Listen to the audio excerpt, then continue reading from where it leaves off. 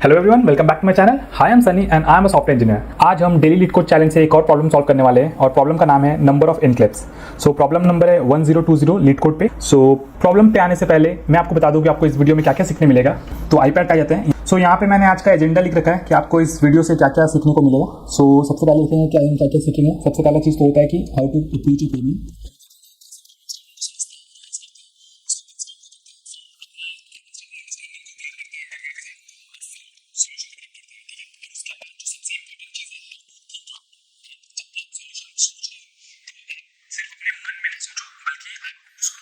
Express करो जो भी आपके थॉट्स है उसको आप बोलो ताकि इंटरव्यूअर को भी समझ आए कि आप क्या सोच रहे हो और कौन सा अप्रोच की तरफ आप बढ़ रहे हो। सो इससे क्या होता है, इससे इंटरव्यूअर को समझ में आता है कि आप किन किन चीजों को कंसीडर कर रहे हो सॉल्यूशन की तरफ जब भी अप्रोच कर रहे हो। और इन केस आप अगर कुछ गलत अज्यूम करते हो तो वो इंटरव्यूअर तभी क्लियर कर देगा। और लेट्स से आप जब कुछ सोच रहे हो और लेट्स से आप कहीं पे स्टक हो गए तो भी ऐसा होता है कि इंटरव्यूअर आपको कुछ हिंट दे पाए ताकि आप जो करना चाह रहे हो वो उस पर आगे प्रोसीड कर पाओ। ठीक है, तो हाउ टू थिंक लाउड हम लोग देखेंगे। उसके बाद देखेंगे एक्सप्लेन द डिफरेंट वेज। सो जो भी आपको वेज समझ में आ रहा है कि मतलब आपको प्रॉब्लम स्टेटमेंट मिला, आपने सॉल्यूशन के बारे में सोचा और आपके पास मल्टीपल अप्रोच है। हर अप्रोच का एक प्रोस कॉन्स होता है, उसके हिसाब से आप एक्सप्लेन करो अपने इंटरव्यूअर को और उसके बाद प्रॉब्लम सॉल्व की तरफ जाओ। तो वंस यू नो द कि आपका एल्गोरिथम क्या होने वाला है, आपका प्रोसेस क्या होने वाला है, ड्राई रन करके दिखा दो कि मैं ऐसा ऐसा सोच रहा हूँ। फॉर एग्जांपल लेट्स से मैं सोच रहा हूँ कि मैं हैश मैप यूज करूंगा, उसमें ऐसे ऐसे इनपुट है, ये मैं प्रोसेसिंग के लिए ये करूंगा। ऐसे आप बेसिकली आपको एक्सप्लेन करना है। बेसिकली आपको एक सैंपल टेस्ट के लेना है और आपको बताना है कि आप जो सोच रहे हो वो वर्क करेगा।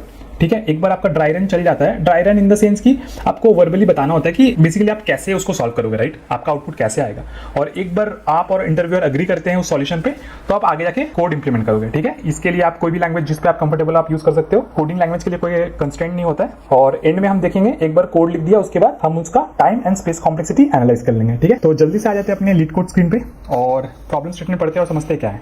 तो प्रॉब्लम स्टेटमेंट का नाम है नंबर ऑफ एनक्लेव्स। ये एक मीडियम लेवल का क्वेश्चन है। तो प्रॉब्लम स्टेटमेंट क्या बोलता है, you are given M cross N binary matrix grid where 0 represents C cell and 1 represent LAN cell।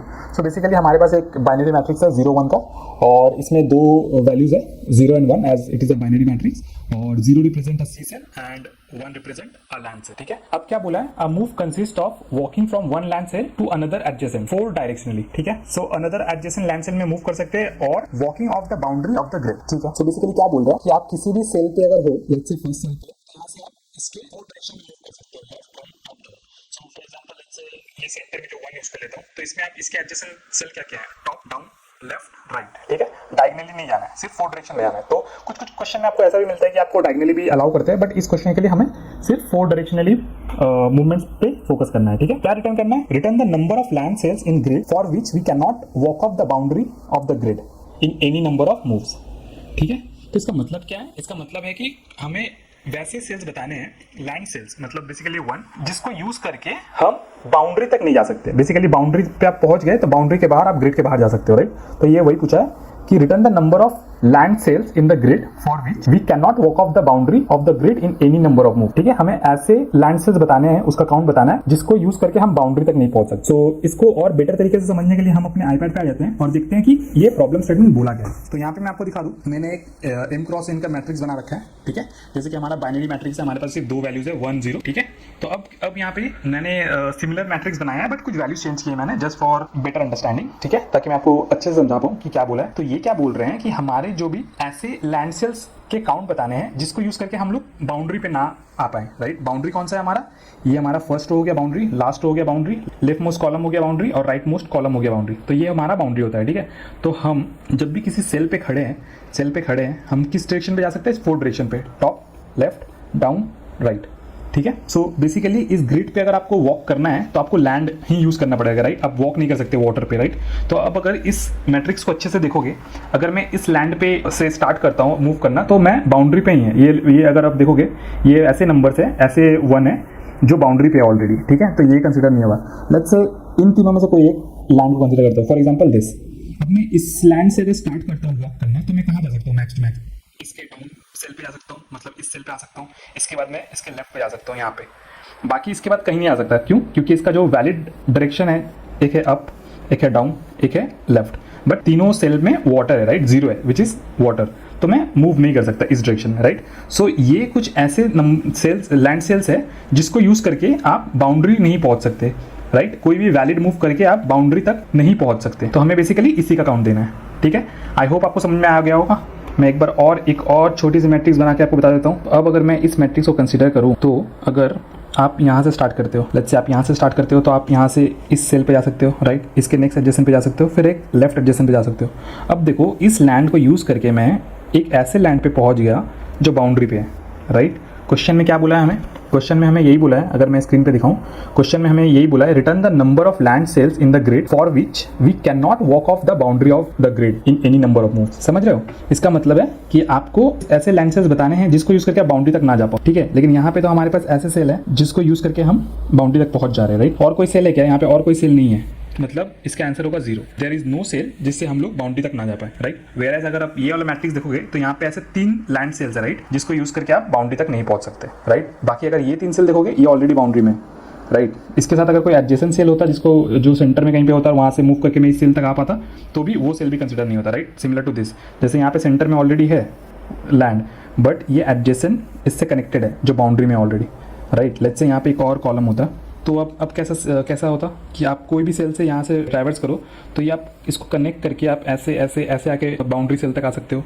फिर कैसे आ सकते हो? ऐसे ये पाथ लेके आ सकते हो, मतलब ये बाउंड्री है, बाकी यहाँ से सारे कनेक्टेड है, राइट।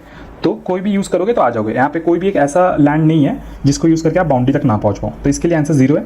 और इसके लिए 3 सेल है, तो इसके लिए आंसर 3 है। तो आई होप प्रॉब्लम स्टेटमेंट काफ़ी सिंपल है, आपको इजीली समझ में आ गया होगा। तो आप क्विकली ये देख लेते हैं कि इसको सॉल्व कैसे कर सकते हैं, राइट। सो जब भी आपको ऐसा प्रॉब्लम दिया गया है, ठीक है, तो हमें पता है, राइट, हम मैट्रिक्स यूज़ कर रहे हैं, हमें क्या करना है, हमें अपने एडजेसेंट सेल्स पे मूव करना है, राइट।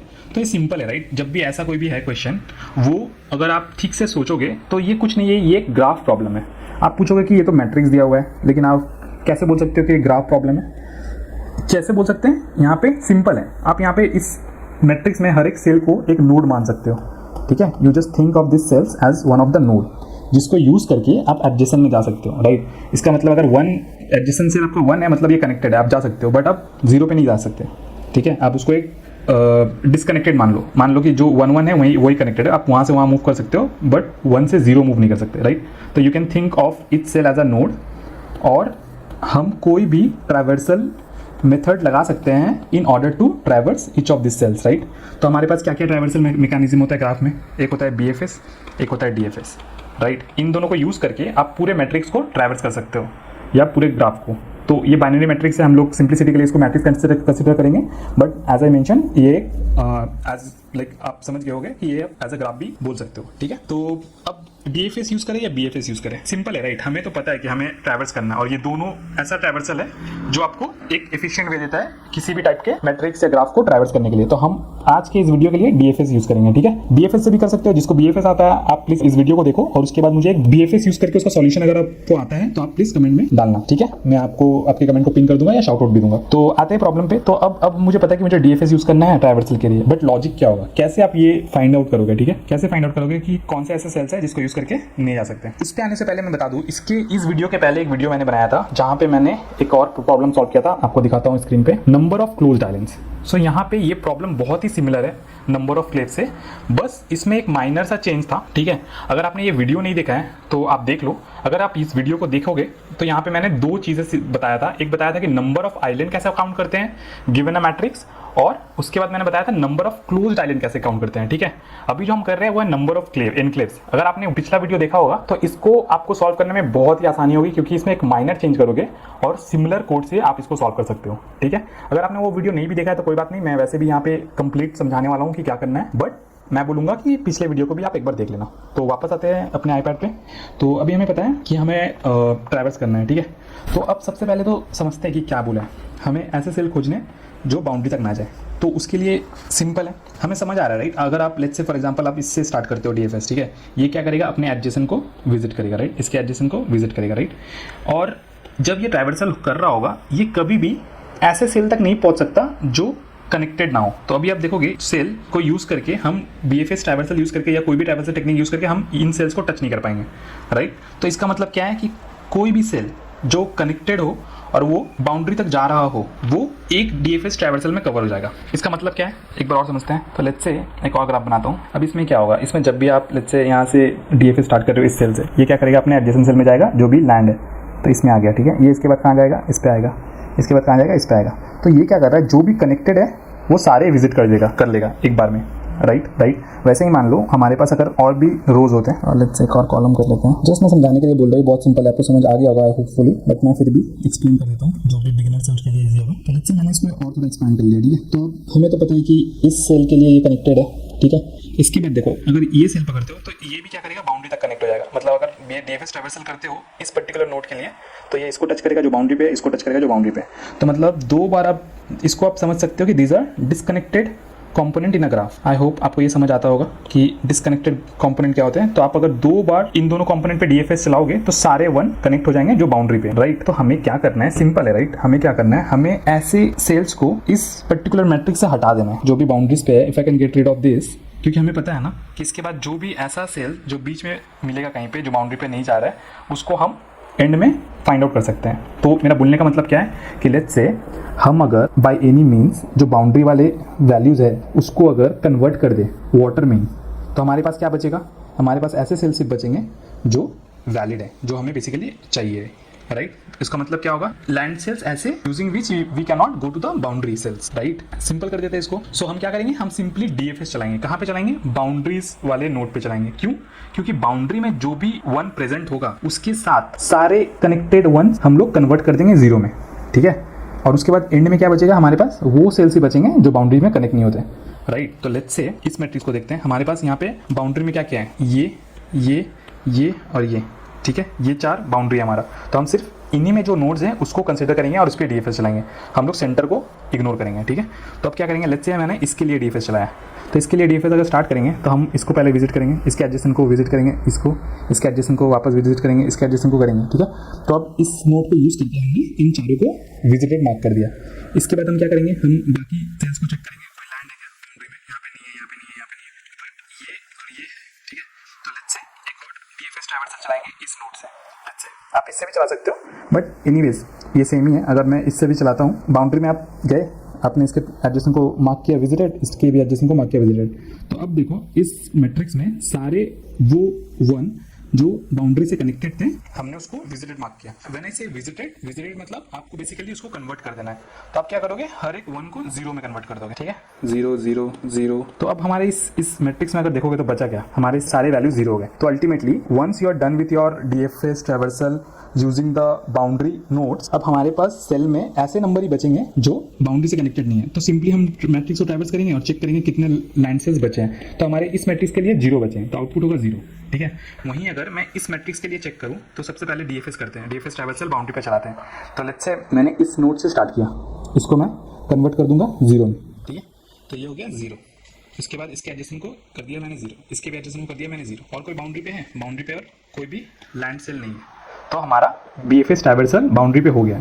अब हम क्या कर सकते हैं, सिंपली हर एक सेल को ट्रैवर्स करेंगे और चेक करेंगे नंबर ऑफ वंस का कितने हैं, क्योंकि हमें पता है हमारे पास जो वन बचे होंगे वो बाउंड्री से कनेक्टेड नहीं होंगे। तो हमारे पास 3 ऐसे वन बचे हैं, राइट, लैंड सेल्स। तो हमारा यहाँ पे आउटपुट क्या होगा, 3। तो आई होप आपको समझ में आ गया होगा, बहुत ही सिंपल सॉल्यूशन है। अब इसको हम लोग कोड करेंगे, उसके बाद टाइम कॉम्प्लेक्सिटी और स्पेस कॉम्प्लेक्सिटी देखेंगे, ठीक है। इसके लिए हम अपने लीड कोड स्क्रीन पे आते हैं। सो ये रहा हमारा जावा सॉल्यूशन। सो यहाँ पे एक मेथड है नंबर ऑफ एनक्लेव्स, और वो इनपुट पैरामीटर में लेता है 2D मैट्रिक्स ग्रिड। सबसे पहले हम उसका m नंबर ऑफ रोज और नंबर ऑफ कॉलम निकाल ले रहे हैं, ठीक है। उसके बाद हम एक विजिटेड मैट्रिक्स ले रहे हैं, क्योंकि ये जब भी आप डीएफएस ट्रैवर्सल करते हो तो एक विजिटेड मैट्रिक्स रखना पड़ता है, जिससे हम बेसिकली ट्रैक करते हैं कि कौन से सेल्स विजिट हो गए हैं और हम उसको दोबारा विजिट नहीं करेंगे, राइट। तो एक काउंट ले लिया, काउंट वेरिएबल, बेसिकली इसमें हमारा नंबर स्टोर होगा। बेसिकली हमें नंबर ऑफ ऐसे लैंड से रिटर्न करना है जो बाउंड्री से कनेक्टेड ना हो, राइट। तो सबसे पहले मैंने क्या बोला था कि हम बाउंड्री पे डीएफएस ट्रैवर्सल चलाएंगे, बाउंड्री सेल्स पे। तो मैं यहाँ पे कुछ नहीं, एक नेस्टेड लूप ले रहा हूँ, ठीक है। हमारा आई चलेगा नंबर ऑफ रोज तक, हमारा जे चलेगा नंबर ऑफ कॉलम्स तक, और हम चेक करेंगे हमारा आई बेसिकली बाउंड्री सेल है कि नहीं। तो वो कैसे पता चलेगा, आपका आई या तो 0 होगा, that is the first row, या तो आई आपका m-1 होगा, that is the last row. मतलब ये आपका 2 बाउंड्री हो गया, राइट। वैसे ही आपका एक बाउंड्री है j = 0, मतलब कॉलम फर्स्ट कॉलम हुआ तो वो बाउंड्री है, या फिर लास्ट कॉलम हुआ, j अगर n-1 है तो वो लास्ट कॉलम है, राइट। तो इनमें से कोई भी अगर है, इसका मतलब हमारा जो सेल है वो बाउंड्री पे है, तो हम उसको कंसीडर करेंगे, राइट। तो इनमें से एक कंडीशन ट्रू होना चाहिए।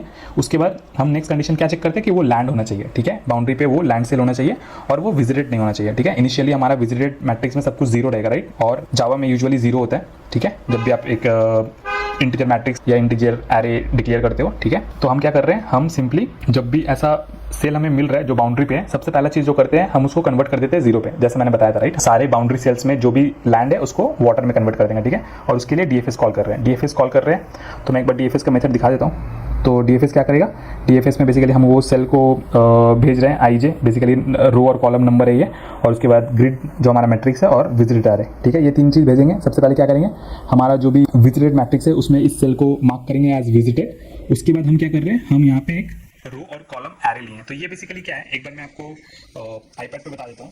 तो अगर मैं आपको दिखाऊं कि आपको क्या अलाउड है, आपको 4 डायरेक्शन यहाँ अलाउड है, राइट। तो ये सपोज आपका मैट्रिक्स है। सो आपको क्या करना है, आपको इस सेल से मूव करना है। आप ऊपर जा सकते हो, डाउन जा सकते हो, लेफ्ट राइट राइट।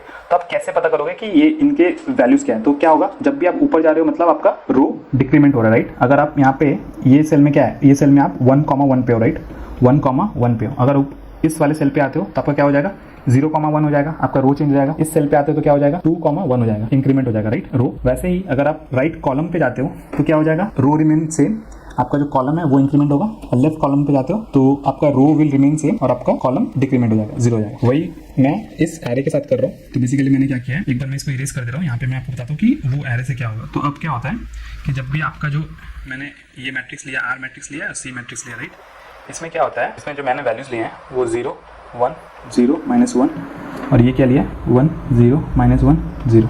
तो ये क्या है, ये कुछ नहीं है, ये इस वैल्यूज को डिनोट कर रहे हैं, इस वैल्यूज। तो आप क्या कर रहे हो, आप एक सेल ले रहे हो। इसका क्या मतलब है कि आप यहाँ पे रो रिमेन सेम, कॉलम को आप इंक्रीमेंट कर रहे हो। तो क्या हो रहा है, ये राइट सेल हो रहा है, राइट, यहाँ पे रो रिमेन सेम, कॉलम इंक्रीमेंट, ठीक है। वैसे ही यहाँ पे क्या हो रहा है, यहाँ पे रो इंक्रीमेंट हो रहा है, कॉलम रिमेन सेम, मतलब हम लोग इस सेल को कंसिडर कर रहे हैं, राइट, जहाँ पे आपने रो को डिक्रीमेंट किया, सॉरी। तो ये डाउन कॉलम है। जब भी आपका रो इंक्रीमेंट हो रहा है, एक से बढ़ रहा है, तो ये, तो बेसिकली हम आपको कोड में दिखाते हैं, आपको समझ में आ जाएगा। एक बार आप यहाँ पे देखो कोड पे, तो ये 2 एरे लिए, राइट। यहाँ पे हम क्या करें, सिंपली जो भी सेल रो का वैल्यू है उसमें RFK को प्लस कर रहे हैं, राइट। ये कितने बार, ये 4 एलिमेंट है, तो ये 4 के 0 से 4 फ्लोर तक चलेगा, ठीक है। आपका जो रो का वैल्यू है वो चेंज होगा, आपको रो प्लस R(k), ठीक है, -1, ठीक है। वहीं पे J प्लस C(k), C(k) क्या है, 0। इसका मतलब क्या है कि आपका कॉलम चेंज नहीं हो रहा है और आपका रो चेंज हो रहा है, रो डिक्रीमेंट हो रहा है, मतलब आप टॉप ऊपर की तरफ जा रहे हो, अप डायरेक्शन में, राइट। वैसे ही अगर दूसरा एलिमेंट देखो तो रो प्लस हो रहा है, कॉलम रिमेन सेम, मतलब आप डाउन डायरेक्शन में जा रहे हो। थर्ड एलिमेंट क्या होगा, थर्ड एलिमेंट में रो रिमेन कांस्टेंट, कॉलम चेंज हो रहा है, इंक्रीमेंट हो रहा है, मतलब आप राइट की तरफ जा रहे हो, राइट मूवमेंट। और ये क्या है, 0 और -1 लेफ्ट मूवमेंट। तो आई होप आपको ये समझ में आ गया होगा। तो आप ये 2 एरे मेंटेन कर सकते हो to basically visit all the adjacent cell, ठीक है। और हमें जो प्राइमरी चेक करना है यहाँ पे, once you have the adjacent cell का वैल्यूज, बेसिकली आपको ये रो और जो कॉलम का वैल्यू मिल रहा है वो बेसिकली एडजेसेंट सेल का वैल्यू मिल रहा है। हमें मेक श्योर करना पड़ेगा जो हमारा एडजेसेंट सेल है वो बाउंड्री से बाहर ना जाए, मैट्रिक्स के बाहर ना हो, ठीक है। क्योंकि आप जब भी -1 कर रहे हो या +1 कर रहे हो तो you might either go to the left crossing the first column और you may go to the right crossing the last column. वैसे ही आप अगर अप जा रहे हो तो you may cross the first row, right, आप मैट्रिक्स के बाहर जा सकते हो। तो मैं क्या बोल रहा हूँ, एक बार मैं आपको आईपैड पे समझा देता हूँ।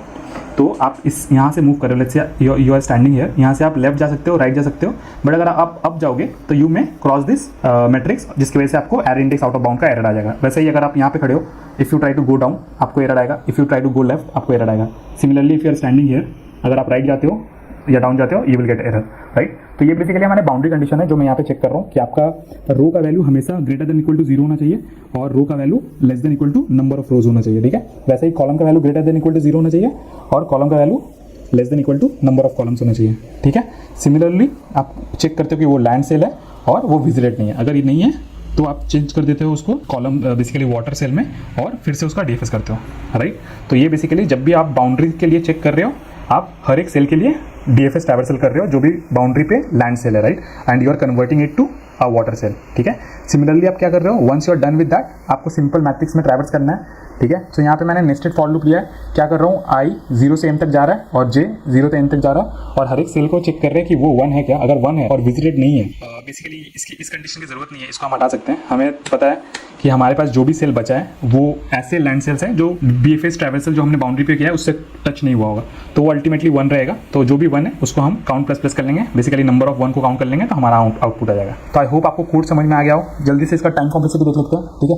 टाइम कॉम्प्लेक्सिटी अगर देखोगे, सबसे पहले हम क्या कर रहे हैं, हम यहाँ पे बाउंड्री पे बेसिकली ट्रैवर्स कर रहे हैं। तो ये आपको मैं अगर यहाँ पे टाइम कॉम्प्लेक्सिटी दिखाऊं आईपैड पे, तो सबसे पहले हम क्या कर रहे हैं, बाउंड्री पे ट्रैवर्स कर रहे हैं। तो ये आपका मैट्रिक्स हो गया। सो आप कहाँ ट्रैवर्स कर रहे हो, इस सेल पे बाउंड्री पे ट्रैवर्स कर रहे हो, राइट। तो अगर आप इस पे सेल ट्रैवर्स कर रहे हो तो क्या कर रहे हो, m कर रहे हो, इस पे प्लस n इस पे एक और m, इस पे प्लस n, तो basically 2 of m plus n कर रहे हैं हम लोग यहाँ पे, तो इसको हम लोग order of m plus n बोल सकते हैं, ठीक है। तो हमारा बाउंड्री पे ट्रैवर्स करने का m प्लस n हुआ टाइम कॉम्प्लेक्सिटी, राइट। और क्या कर रहे हैं, और एक बार हम लोग वापस से पूरे मैट्रिक्स में ट्रैवर्स कर रहे हैं नंबर ऑफ वंस ढूंढने के लिए, राइट। तो उसके लिए अगर आप सारे सेल विजिट कर रहे हो तो आपका m क्रॉस n होगा, राइट।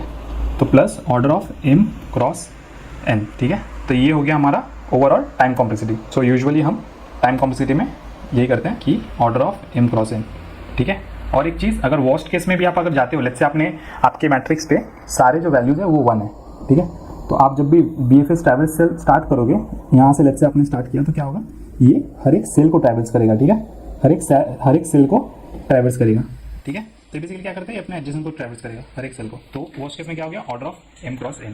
तो आपका जो DFS ट्रैवर्सल है वो भी वर्स्ट केस में m क्रॉस n पे जाएगा, ठीक है। सो हमने एक चीज मिस कर दिया, order of m plus n क्या लग रहा है, बाउंड्री में ट्रैवर्स करने के लिए, और बाउंड्री में हर एक सेल के लिए आप क्या कर रहे हो, DFS ट्रैवर्सल कर रहे हो, राइट। तो अगर आपके वैल्यू वर्स्ट केस में सारे वैल्यूज 1 हुए तो order of m into n लगेगा। सो ये आपका हो गया बाउंड्री में हर एक सेल को ट्रैवर्स करके DFS ट्रैवर्सल चलाने का time complexity, plus order of mn लगेगा just to get the number of ones, जो बेसिकली आपका आउटपुट है, राइट। जैसे कि स्क्रीन में मैं दिखाऊं, ये जो लास्ट फॉर लूप हमने लिखा है, ये बेसिकली ये भी order of m cross n है। हर एक सेल पे विजिट करके आप बेसिकली नंबर ऑफ वंस ढूंढ रहे हो, तो यहाँ पे एक और होगा plus order of m cross n। So I hope time complexity आपको समझ आया होगा। इसको हम order of m cross n overall बोल सकते हैं, ठीक है। बट टू बी स्पेसिफिक आप इंटरव्यू को ये पूरा बता देना, ठीक है। अब देख लेते हैं कि स्पेस कॉम्प्लेक्सिटी क्या है स्पेस कॉम्प्लेक्सिटी। कोड पे आ जाते हैं वापस। कोड पे आप देखोगे सबसे पहला जो स्पेस हम ले रहे हैं एक visited matrix of m cross n size. तो हमारा सबसे पहले जो स्पेस कॉम्प्लेक्सिटी है m क्रॉस n है, ठीक है। ये हो गया हमारा पहला स्पेस। और क्या यूज़ कर रहे हैं, एक कांस्टेंट वेरिएबल यूज़ कर रहे हैं जो कि कांस्टेंट है, जो बेसिकली जब भी आप कोई वेरिएबल यूज़ करते हो उसको हम लोग एज अ कांस्टेंट स्पेस क्यों मानते हैं, क्योंकि with the increase in input size आपका वो वेरिएबल में कोई चेंजेस नहीं आएगा, that's why it's a constant. बहुत बार आपने देखा होगा कि आप ऐसे लेट्स से बहुत बार ऐसा आपने देखा होगा कि कुछ प्रॉब्लम्स में कभी कभी हम अल्फाबेट्स की फ्रीक्वेंसी काउंट करते हैं, राइट। उसके लिए हम लोग एक एरे बनाते हैं 26 लेंथ का, तो उसको हम कांस्टेंट मानते हैं। Though we are using 26 spaces, basically 26 memory locations, लेकिन हम उसको कांस्टेंट मानते हैं। क्यों? क्योंकि आपका जो इनपुट है वो अगर ग्रो कर रहा है उसके साथ आपका एरे का साइज ग्रो नहीं करेगा, राइट। जो 26 आपने एलोकेट किया था मेमोरी उतना ही यूज होगा, इसलिए उसको एक कांस्टेंट स्पेस माना जाता है। वैसे ही यहाँ पे ये काउंट वेरिएबल कभी भी चेंज नहीं होगा, तो इसको हम लोग कांस्टेंट मानेंगे, ठीक है। उसके अलावा हम क्या कर रहे हैं, उसके अलावा आप अगर DFS देखो, ये एक रिकर्सिव कोड है। रिकर्सिव कोड में आपका स्टैक स्पेस यूज होता है, तो उसके लिए जो मैक्सिमम डेप्थ होगा वो क्या होगा, वो हर एक सेल तक जा सकता है, राइट। जैसे कि मैं आईपैड पे दिखा दूं वापस, अगर आपका हर एक सेल में 1 हुआ तो ये आपके रिकर्सिव कॉल में हर एक सेल के लिए स्टैक पे जाएगा। तो इसका मतलब order of m cross n, ठीक है। तो यहाँ पे plus order of m cross n बोल सकते हैं। ओवरऑल हम क्या बोल सकते हैं, to be specific 2 m cross n है, और इसको हम बोल सकते हैं order of m cross n। So I hope आपको स्पेस कॉम्प्लेक्सिटी भी समझ में आ गया। तो हमने space complexity, time complexity cover कर लिया। वापस इस पे आते हैं, तो हमने how to approach a problem देख लिया, how to think loud, different ways देख लिया कि BFS भी यूज़ कर सकते हैं, DFS भी यूज़ कर सकते हैं, हमने एक यूज़ किया। उसके बाद हमने एक ड्राई रन करके देखा था कि आउटपुट कैसे आ रहा है, फिर हमने कोड देखा, कोड इंप्लीमेंट किया जावा पे, और फिर स्पेस एंड टाइम कॉम्प्लेक्सिटी देखा। So that's all about this video. अगर आपको ये वीडियो अच्छा लगा है तो प्लीज़ इस वीडियो को लाइक करो, शेयर करो, और अगर आप नए हो मेरे चैनल पे तो प्लीज़ सब्सक्राइब करो, और बाकी वीडियोस भी चेकआउट कर लो इस प्लेलिस्ट का, और बाकी और भी प्लेलिस्ट है तो आप चेकआउट कर सकते हो, maybe you will find it helpful. तो that's all about this video. अगर आपको इसका कोड चाहिए होगा, आपको डिस्क्रिप्शन में मिल जाएगा, C++, जावा प्लस पाइथन, इन तीनों लैंग्वेज में आपको कोड मिल जाएगा। तो आप एक बार लिंक चेकआउट कर लेना, और आपके अगर कोई भी क्वेरीज होंगे तो प्लीज़ कमेंट करना, I will be happy to answer them. So मिलते हैं किसी और वीडियो में। Thank you for watching, bye.